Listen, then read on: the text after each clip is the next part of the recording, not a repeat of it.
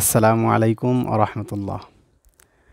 প্রিয় দিনী ভাই ও বন্ধুগণ, আজকে আপনাদের সাথে যে ভিডিওটি শেয়ার করব তা হলো যারা অবিবাহিত রয়েছেন তারা কিভাবে খুব দ্রুত একজন নেককার, পরহেজগার, মুত্তাকি স্ত্রী অর্থাৎ মনের মতো একজন মেয়ে পেয়ে যায় বিয়ে করার জন্য। সেটার জন্য কী আমল করতে হবে, কোন দোয়াটা পড়তে হবে, সে দোয়াটা আজকে আমরা ইনশাআল্লাহ বিশুদ্ধভাবে শিখব। সাথে সাথে যারা নাকি বিয়ে করেছেন কিন্তু মনের মতো হয় নাই, স্ত্রী কথা শুনে না, অবাধ্য আচরণ করে, কিন্তু স্বামী ঠিক স্ত্রীকে ভালোবাসে কিন্তু স্ত্রীকে কোনোভাবেই কন্ট্রোল করতে পারতেছে না। তো এমনই আমল আজকে, এমনই দোয়া আজকে ইনশাল্লাহ আমরা শিখব। যদি আমল করতে পারেন জীবনে এই দুনিয়ার জীবন সুখময় হয়ে যাবে এই আমলের মাধ্যমে, সাথে সাথে পরকাল ইনশাল্লাহ পেয়ে যাব। এবং সাথে সাথে আরও একটি বিষয় আজকে শেয়ার করব, সেটা হলো অনেকেই আছে যে আপনার নিজের স্ত্রী থাকা সত্ত্বেও অন্যের স্ত্রীদের প্রতি, অন্য নারীর প্রতি মানে চোখ যায়, অন্য নারীর প্রতি আসক্ত হয়ে যায়। এটা এত মারাত্মক একটা ক্ষতিকারক, মানে ইমানের জন্য এটা একটা ক্যান্সার বলা যেতে পারে। আর এই অভ্যাস যাদের রয়েছে তারা কিভাবে, তাদের উপায় কি, তারা কিভাবে এখান থেকে বাঁচবে, এটার ইসলামিক অনুসারে এটার নিয়মটা কি আছে সেটা ইনশাল্লাহ আলোচনা করব আজকের এই ভিডিওতে। তো কথা না বাড়িয়ে চলুন মূল আলোচনা শুরু করি। দেখুন, একজন ব্যক্তি, অনেক ছেলে পেলে আছে যারা নাকি প্রতিষ্ঠিত হয়ে নিজের পায়ে দাঁড়িয়ে ভালো একটা পর্যায়ে গিয়ে বিয়ে করেছেন, কিন্তু দুর্ভাগ্যবশত সে স্ত্রী ভালো না হওয়ার কারণে আপনার সে একেবারে ধ্বংস হয়ে যায়। অর্থাৎ তার প্রতিষ্ঠিত জীবন একেবারে শেষ হয়ে যায়। বেকারত্ব তাকে ঘিরে ফেলে, তখন সে কিছুই সামাল দিতে পারে না। আবার এমন রয়েছে যারা নাকি বেকারত্ব জীবন পার করছে, কোনো রকম জীবনযাপন করছে, কিন্তু বিয়ের পর একেবারে প্রতিষ্ঠিত হয়ে দাঁড়িয়ে আছে। অর্থাৎ স্ত্রী ভালো হওয়ার কারণে, স্ত্রী অল্পতুষ্ট হওয়ার কারণে, স্ত্রী সঠিক পথে চলার কারণে সেই পুরুষের জীবনে চলে আসছে শান্তি। অতএব বলা যেতে পারে স্ত্রী এই দুনিয়ার জীবনে আপনার জান্নাত, স্ত্রী এই দুনিয়ার জীবনে জাহান্নাম হতে পারে। অতএব তাদের ভাগ্য খুবই ভালো যাদের স্ত্রী আল্লাহ তাআলা ভালো মিলিয়েছেন। এই জন্য যারা বিয়ে না করছি তারা কিভাবে, বিয়ে করছি না, বিয়ে করি নাই এটা বড় বিষয় নয়, এটা খুব চিন্তার বিষয় নয়, বিয়ে ইনশাল্লাহ হবে। কিন্তু চিন্তার বিষয় হলো বিয়েটা যে করব সেই স্ত্রী কি ভালো হবে না খারাপ হবে, এটাই কিন্তু মূল বিষয়। যদি স্ত্রী ভালো না হয়, নেককার পরহেজগার মুত্তাকি না হয়, স্বামী অনুগত না হয়, তাহলে কিন্তু জীবন শেষ। অতএব বিয়ে করি নাই এটা থেকে বড় বিষয় আমি যে বিয়ে করব সেটার জন্য ভালো একটি স্ত্রী পাওয়া। তো ভালো স্ত্রী কীভাবে পেতে পারি, ভালো মেয়ে কীভাবে পেতে পারি, সেই দোয়াটাই আজকে ইনশাআল্লাহ আমরা শিখব এবং কী পদ্ধতিতে আমল করব সেটাও এখন বলা হবে। পাশাপাশি যারা নাকি স্ত্রী অবাধ্য আচরণ করে তারাও এই দোয়ার মাধ্যমে আল্লাহ তাআলার কাছ থেকে আমরা স্ত্রীকে ভালো বানানোর একটা তৌফিক আল্লাহ তাআলা আমাদেরকে দিবেন এবং আল্লাহ তাআলা সেই স্ত্রীকে সেই রকম বুঝদান করবেন, অনুগত হয়ে চলবে। তো চলুন আমরা সেটা শুরু করার আগে এই সমাধানটা আগে দেই। যাদের নাকি মানে অন্য নারীর প্রতি আসক্তি আসে, অর্থাৎ নিজের স্ত্রী রেখেও অন্য নারীর প্রতি এই আসক্তি জমে মন চলে যায়, তাদের সেখান থেকে বেরিয়ে আসার উপায় কী, এটা বলে আমি দোয়াটা আপনাদের ইনশাআল্লাহ শেখাবো। তাদের ক্ষেত্রে বলা হয়েছে যে দেখুন, আল্লাহ রাসূল সাল্লাল্লাহু আলাইহি ওয়াসাল্লাম এক হাদিসে বলেন যে তোমরা যদি কখনো অন্য কোনো নারীকে দেখে তোমাদের মন অন্য নারীর প্রতি চলে যায়, তাহলে তোমরা দ্রুত তোমার নিজের স্ত্রীর কাছে চলে আসো এবং তুমি এটা অন্তরে রাখো যে ওই স্ত্রীর যা রয়েছে তোমার স্ত্রীরও তাই রয়েছে। একজন ইমানদারকে সর্বপ্রথমেই আল্লাহ তাআলা কোরআনুল কারিমে তাদেরকে বলতেছেন তোমরা চক্ষুকে হেফাজত করো। এর পরবর্তী ধাপে হাদিসে বলতেছেন এরপরেও যদি তোমার মনটা অনাকাঙ্ক্ষিতভাবে চলেই যায় আর অন্য নারীর প্রতি একটা আসক্তি বা একটা ভালোবাসা সৃষ্টি হয়ে যায়, তাহলে সেখান থেকে ফিরে আসার জন্য তুমি দ্রুত তোমার স্ত্রীর কাছে ফিরে আসো এবং তুমি মনকে এই বলে সান্ত্বনা দাও যে দেখো অন্য স্ত্রীর সাথে তার ভিতরে যা আছে তোমার স্ত্রীরও তাওই আছে। সুতরাং এইভাবে মনোভাব করে আমরা আমাদের স্ত্রীর কাছে চলে আসব, তাহলে কিন্তু আমরা সেই পথটা থেকে ফিরে আসতে পারি, সেই গুনার থেকে আমরা ফিরে আসতে পারি।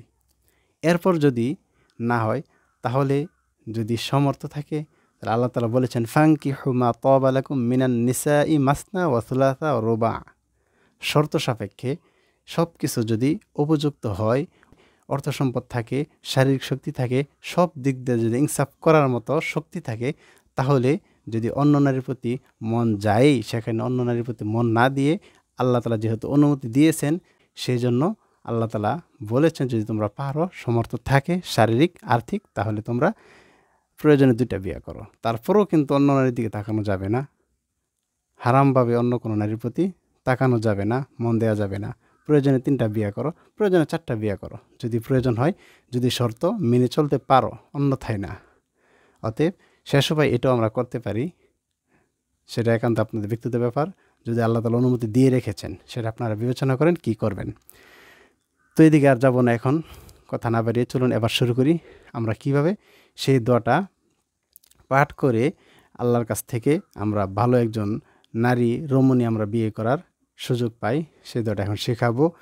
তো আমলটা কিভাবে করব, দেখুন এটা আল্লাহ তাআলা সরাসরি কোরআনে আমাদেরকে শিক্ষা দিয়েছেন। এই দোয়াটি ভালো স্ত্রী পাওয়ার জন্য, স্ত্রী থেকে ভালোবাসা পাওয়ার জন্য এবং ভালো সন্তানাদি লাভ করার জন্য এই দোয়াটা আল্লাহ তাআলা শিখিয়েছেন। তো এটা আমরা এই গভীর রজনীতে যখন ঘুম ভেঙে যায়, তাহাজ্জুদের সময় হয়, যখন সবাই ঘুমায়, ওই সময় উঠে 2 রাকাত নামাজ পড়ে এই দোয়াটা যদি আমরা ভালো করে মন থেকে করতে পারি, সেটা আরও বেশি ভালো হবে এবং দোয়া কবুল হওয়ার একটা সময়, এই দোয়াটা ওই সময় পড়লে আরও বেশি সুন্দর হবে।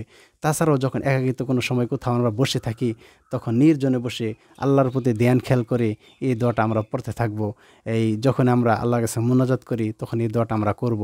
বিশেষভাবে সালাতুল হাজত নামাজ পড়ে এই দোয়াটার মাধ্যমে আল্লাহ তাআলার কাছে আমরা চাবো যে আল্লাহ আমাদেরকে কল্যাণময় এবং নেককার একজন স্ত্রী আমাকে দান করেন, আর আমার যদি স্ত্রী যে আছে তাদের কাছ থেকে যেন আমরা ভালো আচরণ পাই, তাদেরকে দেখে যেন আমাদের চক্ষু শীতল হয়, সেই দোয়াটা আমরা এই দোয়ার মাধ্যমে করব।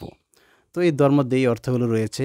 তো এই জন্য চলুন কথা না বেরিয়ে এই দোয়াটা আমরা বিশুদ্ধভাবে শিখে নিই। যেহেতু কোরআনের আয়াত আরবি, কিন্তু বিশুদ্ধভাবে হতে হবে, অন্যথায় কিন্তু ভুল হলে কিন্তু একটু ক্ষতির দিকটায় চলে আসে। এই জন্য চলুন আমরা বিশুদ্ধভাবে এই দোয়াটি শিখে নিই। স্ক্রিনে চলুন। এই হলো দোয়াটি, এটা হলো সূরাতুল ফুরকান এর ৭৪ নম্বর আয়াত। আমরা সূরাতুল ফুরকানের ৭৪ নম্বর আয়াতটি আমরা এখন শিখব। এটি দোয়া যে রব্বানা এখান থেকে শুরু হবে এবং এর অর্থ আমরা ইনশাআল্লাহ জানব। দেখুন, রব্বানা হাব লানা মিন আজওয়াজিনা ওয়া যুররিয়াতিনা কুররাতা আ'য়ুনিন ওয়াজআলনা লিল মুত্তাকিনা ইমামা। আসলে আমরা একটু বিশুদ্ধভাবে দেখি। রব্বানা জবর ফের খালি আলিফ, এখানে এক লাইফ টান দিয়ে পড়তে হবে। রব্বানা হাব লানা, লানা এক লাইফ টান, হাব লানা মিন আজওয়াজিনা, মিন আজওয়া জবরের পরে খালি আলিফ এক লাইফ টান দিতে হবে। আজওয়াজিনা, মিন আজওয়াজিনা ওয়া যুররিয়া, দেখেন জাল র পেশ জুর, র ইয়াজির রি, যুররি, র ইয়াকে ধরবে কিন্তু, যুররি। এরপর দেখুন ইয়ার উপরে একটি খাড়া জবর রয়েছে, এক লিফ টান দিয়ে পড়তে হবে খাড়া জবর থাকলে।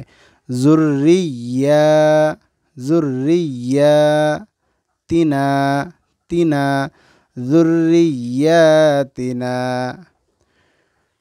কুররাতা, কুররাতা আ'য়ুনিউ, হামজা আইন জবর আ, ইয়া পেশ ইউ, আ ইউ, নুন ওয়াও দুই জের নিউ, আ ইউ নিউ, আ ইউ নিউ, ওয়াজআলনা, ওয়াজআলনা লিল মুত্তাকিনা, লিল লাম লাম লিজের লিল, মিম তা পেশ মুত, তা জবর তা, মুত্তা, কফ ইয়াজির কি, মুত্তাকি, লিল মুত্তাকি, নুন জবর না, লিল মুত্তাকিনা, হামজাজের ই, মিম আলিফ জবর মা, এক রেপ টান হবে, ইমা, মিম আলিফ দুই জবর মান, অক্ফ করলে হবে মা।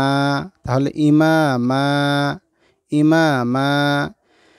দেখুন, রব্বানা হাব লানা মিন আজওয়াজিনা ওয়া যুররিয়্যাতিনা কুররাতা আ'য়ুনিন ওয়াজআলনা লিল মুত্তাকিনা ইমামা।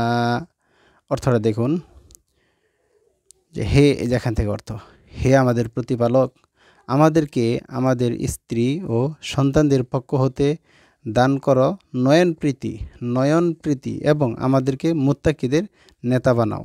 এটার খোলাসা অর্থ যেটা, সেটা হলো আমাদেরকে এমন স্ত্রী দান করো, এমন সন্তান দান করো যাদেরকে দেখলে আমাদের চক্ষুটা জুড়িয়ে যাবে।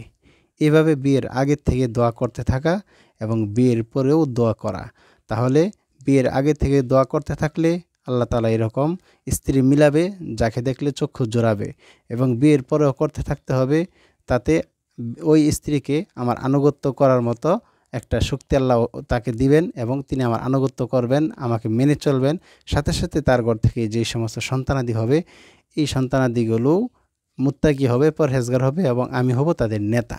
এটা হলো অর্থ। সুতরাং এই দোয়া একিন রাখুন, বিশ্বাস রাখুন, আল্লাহ শিখিয়েছেন, আপনি এই দোয়া করতে থাকুন। কোনো সন্দেহ নেই যে আপনার জীবনে একজন ভালো স্ত্রী আসতেছে বা যিনি আসছেন তিনি ভালোভাবে চলবেন। যদি এই দোয়া আল্লাহর সাথে মুতাজ্জু হয়ে সুন্দরভাবে আল্লাহর কাছে করতে পারেন, ইনশাল্লাহ আল্লাহ তাআলা সুফল দেবেন। আল্লাহ তাআলা সকলকেই দোয়াটি বিশুদ্ধভাবে শিখে আমল করার এবং ইখলাসের সাথে পড়ার তৌফিক দান করুক। সকলে ভিডিওটি শেয়ার করে সকলকে শেখার সুযোগ দেবেন। আসসালামু আলাইকুম ওয়া রাহমাতুল্লাহ।